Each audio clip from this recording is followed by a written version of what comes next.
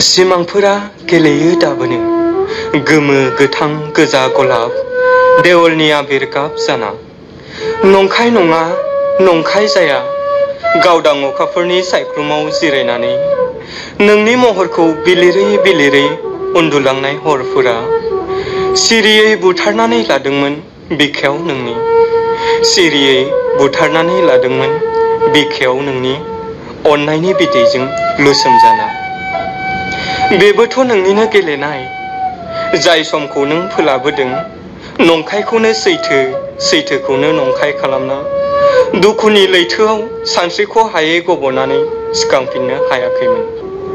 औ आं गोथैखामोन बै समनिफ्रायनो जाय समाव नों आंनि फारसे मिनिखैरो मोखांजों मेगन थिफायसनना अननाय मोजां मोननायनि हायना सारफ्रावना बिखायाव जिलिद गावदोंमोन अब्लानिफ्रायनो आं गोथैखामोन। नाथाय नों जेब्ला आंनिफ्राय जानगारफिनो बिखायाव जोरहाबनायजों आलौखांनायजों थैहाबनाय आंनि सोलेरा सिरि मोनखाङो।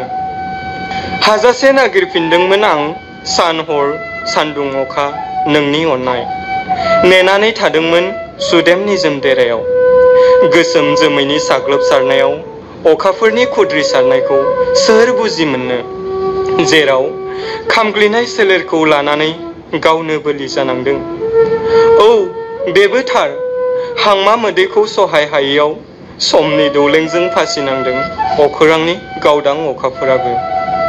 औ बेबो थार हांमा मोदैखौ सहाय हायैयाव समनि दौलेंजों फासिनांदों अखोरांनि गावदां अखाफोराबो।